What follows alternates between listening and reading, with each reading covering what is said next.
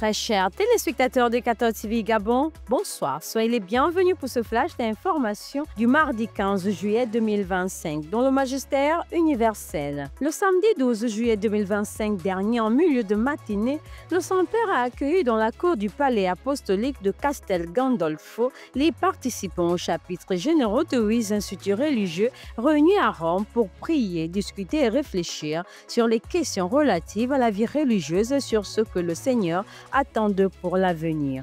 En les remerciant de leur travail et présence dans différentes parties du monde, le pape Léon XIV les a invités à demander au Seigneur la grâce d'être dociles à la voix de son esprit qui enseigne tout et sans l'aide duquel, dans notre faiblesse, nous ne savons même pas ce qu'il convient de demander. Nouvelle d'Église. À l'occasion de la célébration de la messe de clôture des activités de l'année pastorale 2024-2025, le samedi 12 juillet en la cathédrale Saint-Paul du Plateau, le cardinal Ignace Bessi Dogbo, archevêque d'Abidjan, a encouragé les fidèles à intensifier cette dynamique de marche commune afin de bâtir des communautés pleinement enracinées dans la fraternité et la co-responsabilité.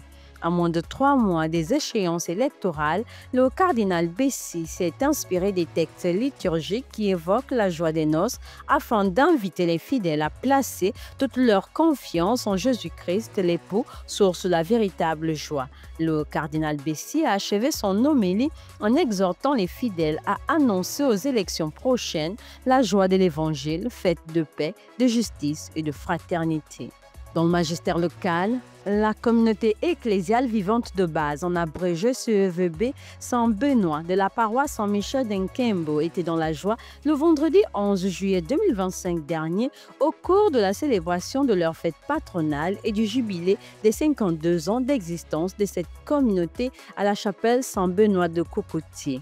La messe a été présidée par son Excellence Monseigneur Jean-Patrick Ibaba, archevêque métropolitain de Libreville, qui a connu une concélébration avec la participation de plusieurs prêtres et des fidèles. Dans son homélie, Monseigneur Ibaba a exhorté les fidèles sur la vie et la personne de Saint Benoît tout en les invitant à la fidélité en Jésus-Christ et à l'unité, imitant la vie et la foi des apôtres. On note qu'au cours de cette messe, le Père archevêque a procédé à la bénédiction de la chapelle Saint-Benoît de Cocotier.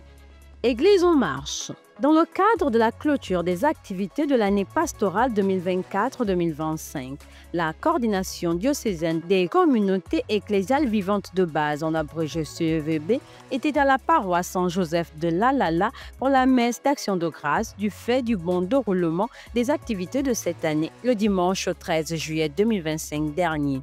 La messe a été présidée par l'abbé Wenceslas Lanidé et Lendom, vicaire de la dite paroisse et aumônier des CEVB. Dans son homélie, l'abbé Wenceslas a demandé de vivre et d'agir en compassion pour son prochain, à l'exemple du bon samaritain. Occasion également pour l'aumônier des CEVB de l'archidiocèse de Libreville de rappeler l'importance d'une CEVB et son rôle au sein d'une communauté paroissiale et, pour une meilleure marche de ces communautés ecclésiales au sein des quartiers, il a invité les responsables à mettre en application les statuts. À l'occasion des célébrations liées à la clôture du jubilé des noces d'or de la présence des sœurs Clarisse au Gabon, une conférence débat suivie des témoignages aura lieu le mercredi 16 juillet 2025 à 15 h au monastère Notre-Dame des Anges à Issassa sur le thème « Jubilé des sœurs Clarisse comme une action de grâce au Seigneur ». Cette conférence qui ouvre les grands temps de cette clôture qui s'achèvera le dimanche 20 juillet 2025 par une messe pontificale à 10 h aura pour prédicateur le Père Étienne Basse, prieur de l'ordre des prieurs des Dominicains. Tous les fidèles de l'archidiocèse de Libreville sont invités à y participer. Dans le diocèse de Port-Gentil, du mercredi 9 au dimanche 13 juillet 2025 dernier, a eu lieu dans le diocèse de Port-Gentil une rencontre des membres du collège régional des équipes Notre-Dame.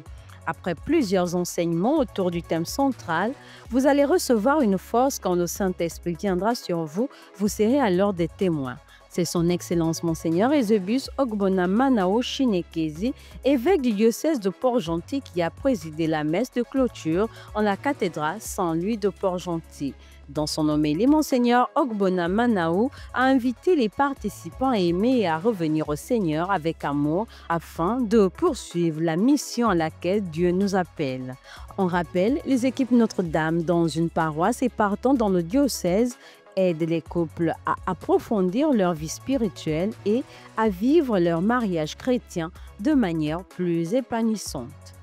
Le comité diocésain du Jubilé 2025 du diocèse de Port-Gentil organise du vendredi 18 au dimanche 20 juillet 2025 un pèlerinage à la mission Sainte-Anne sur le thème « Sur les traces du Père Bichet, pèlerin de foi et d'espérance ». Ce pèlerinage aura pour prédicateurs l'abbé Séraphin Obamdan et M. Hervé Esson-Mesui. Tous les chrétiens sont invités à y participer. Chers téléspectateurs de 14 TV Gabon, c'est ainsi que s'achève votre flash d'information de ce mardi 15 juillet 2025. Nous vous remercions de l'avoir regardé. On marche vers les 200 ans de l'histoire de l'évangélisation de l'Église catholique au Gabon. Gardons la foi, l'espérance et la charité.